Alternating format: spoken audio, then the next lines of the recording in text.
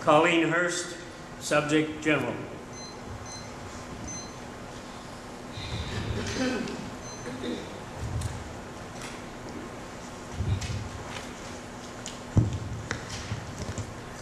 Colleen Hurst, 211 Warren Avenue.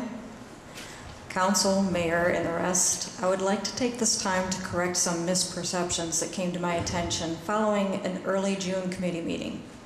I feel it important to correct any negative and unintended perceptions or misinformation as I become aware of it, because if corrections are not made, then people continue to believe erroneous information.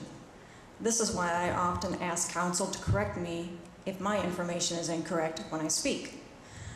First, let me reiterate my motivations for speaking at meetings. They are to share insight and perspectives that some might not be aware of, perspectives that are some of my own and of those around me whom I listen to offer suggestions because doing nothing but criticizing is unproductive, to learn what roles of governing bodies, private sector businesses, and individual residents are collectively and separately, and to learn from other points of view. I don't claim to be an expert, nor do I see myself as without flaws. This is another reason why I ask for corrections and ask questions.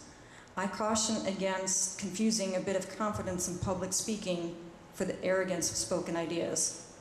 However, I do see myself as a citizen, a parent, and a taxpayer, and I wish to be involved in some capacity to help make Elyria a safe and prosperous city. I don't claim to have all the answers. I don't know if I have any answers. But what is the point of giving even constructive criticism if I'm not going to try to offer ideas, solutions, and alternatives? That is what I hope the officials see in my addresses. I try to learn something at each meeting, whether I speak or not.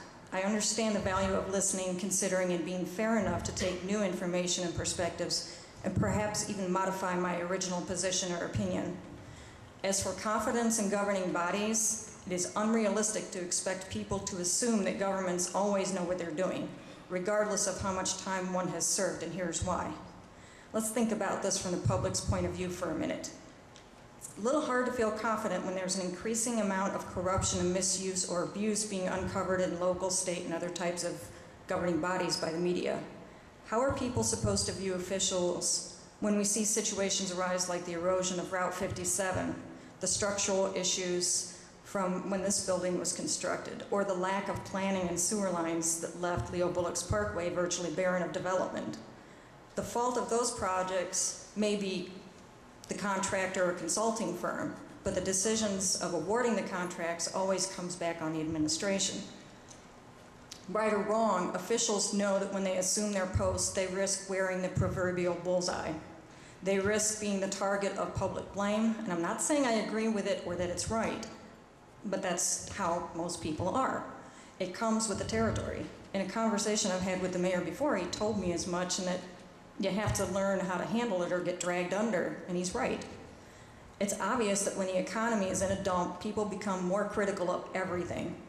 But constant criticism is unproductive in any relation. However, the critics come out of the woodwork because combination of their household struggles and what they lack the insight that the officials have acquired from their posts.